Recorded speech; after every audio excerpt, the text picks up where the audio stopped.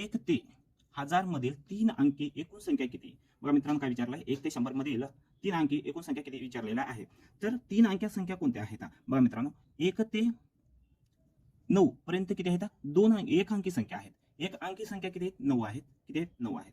तर आता 9च्या नंतरची संख्या काय येणार आहे? 10 येणार आहे. आणि 10 ही संख्या काय आहे? 10 ही संख्या काय आहे? 2 अंकी आहे. किती आहे? 2 अंकी आहे. म्हणजे 10 ते 99 पर्यंत 10 ते 99 पर्यंत 2 अंकी संख्या आहेत. कारण 99 मध्ये एकही मिसळलं तर काय होतं? 100 होतात. आणि 100 ही काय आहे? 3 अंकी संख्या आहे. 1 2 3 कळालं मित्रांनो. म्हणजे 10 ते 99 पर्यंत किती संख्या? 2 अंकी संख्या आहेत. 10 ते 99 पर्यंत 2 अंकी संख्या आहेत.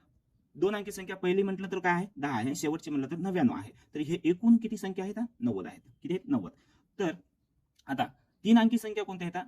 100 ते 999 पर्यंत. किती? 100 ते 999 पर्यंतच्या ज्या संख्या आहेत ते काय आहेत? 3 अंकी आहेत. म्हणजे आपल्याला 100 पासून 999 पर्यंतच्या संख्या किती आहेत हे बघायच्या आहेत. तर मित्रांनो 1 पासून 999 पर्यंत संख्या किती आहेत? 99 आहेत. त्यामधील 2 अंकी आणि 1 अंकी संख्या वजा केलं तर आपल्याला 3 अंकी संख्या मिळून जाते.